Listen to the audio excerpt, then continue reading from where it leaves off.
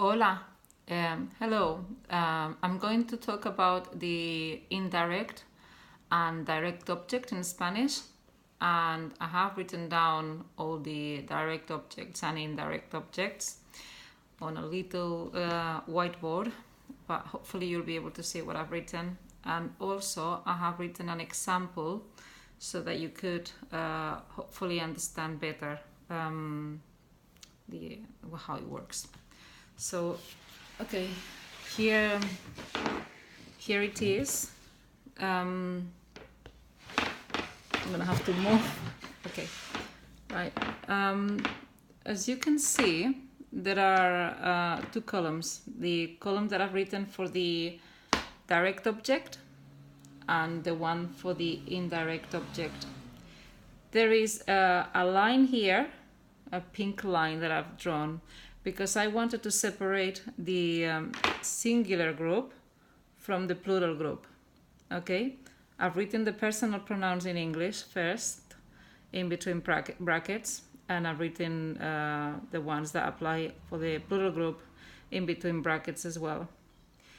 You can see that there is a translation of those personal pronouns in Spanish, how we would say them. I have added usted because usted is the same as you, but usted is the formal option when we are in a particular situation when we want to make sure that we address somebody in a more polite manner, but it's not to do with being impolite. It's just that people of a certain age or in professional situations, somebody that perhaps we might not know very much as well of a certain age, because you wouldn't normally call usted a child. However, there are countries in South America who do call everyone usted. Okay, it's not the case in Spain. And here I've added ustedes because we can say that one in plural as well. Ustedes doesn't have a gender. Ustedes and usted is unisex. It can be used for female or males, but he, she obviously has a gender, and we in Spanish has a gender because we can say nosotros, which is male, or nosotras. That would be female. Same applies to you plural and they. Okay. These are the direct object pronouns that apply to each one of these personal pronouns. So for I is me, you is te, you formal is lo or la, he, she, it is lo, la, nosotros is nos, vosotros or vosotras is os, you plural formal is los, las, they is ellos, ellas is los, las. And then we've got the indirect object here, the column for the indirect object. Again, it's very, very similar. It's almost the same. But the you formal would be le, and the he, she, it would be le for the indirect object. And for the indirect object in the plural group is the same, except from the you formal in that group and they, which would be less. It would be exactly the same indirect object pronoun. Okay.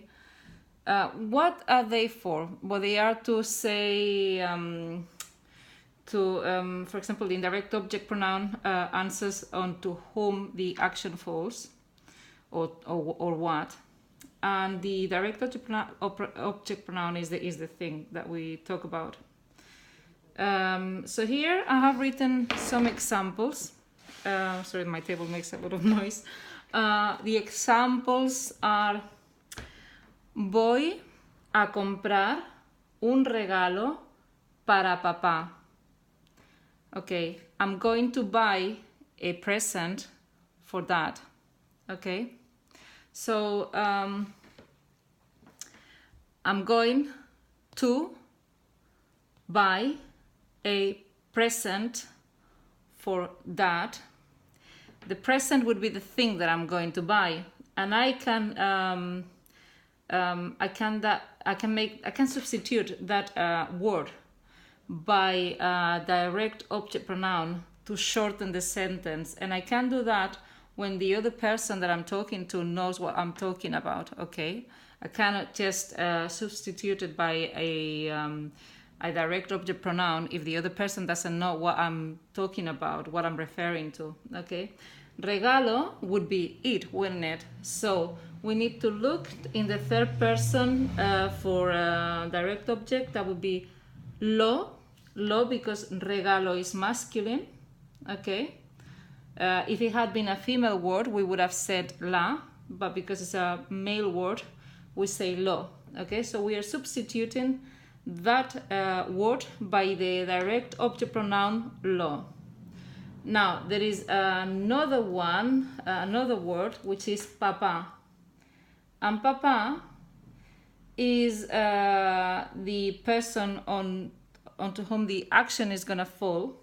That would be the indirect object. The indirect object for papa, that would be he. Yeah, papa is father, so he would be le. Corresponds to the indirect object pronoun le. Okay, but in the first example, I've only substituted one of the words, which is the one that substitutes the direct object, which is regalo. Okay, so I have added the direct object pronoun right next after the infinitive verb.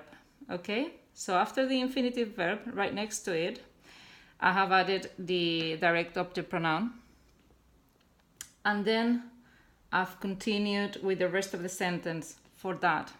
Okay, I can simplify that even further. I can make it shorter, and so I have written another example so that I can show you how for which indirect object pronoun I would substitute papa.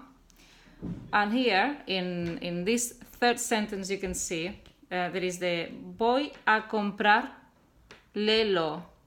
That would be voy a comprar lelo would be the final result. That would be the smallest option, the smallest sentence that I can build to say that. But as I said, we do this when the other person that we're talking to knows what we are talking about and who we are talking about. Otherwise, we cannot substitute those words, names, by direct object pronouns or indirect object pronouns. So voy a comprar. Now, I'm keeping lo next to the verb in infinitive, but I have le as well, and le, the indirect object pronoun, should go before the direct object pronoun.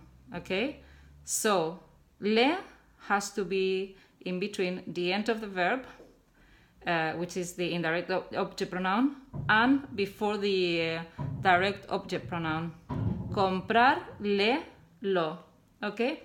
However, when we've got this combination where both of the object pronouns have an L, it does not sound so good to the hearing. So what we do there, we substitute the L, the first L, by an S.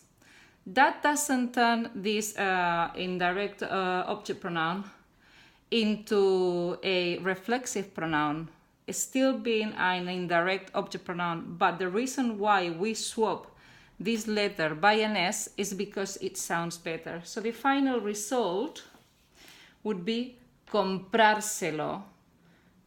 Comprárselo. Voy a comprárselo.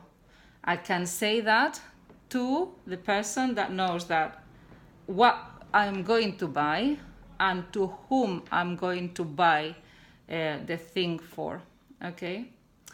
I hope this is useful. I hope you can see it properly too. And if you have any queries and you want to ask me any more things, you know that you can write to me. Maybe, I don't know if the video allows you to make comments underneath it. You can also write to my email address, which is SpanishTutorBrighton@outlook.com. And please, if you find this video useful, I would appreciate if you could give it a like, because then I know whether, you know, I explained the subject clearly enough and if it was helpful. Okay, thank you very much. Please give it a like. Follow my channel if you wish to continue receiving notifications for when I upload a new video. And I wish you a good day. Thank you for watching. Bye. Adios.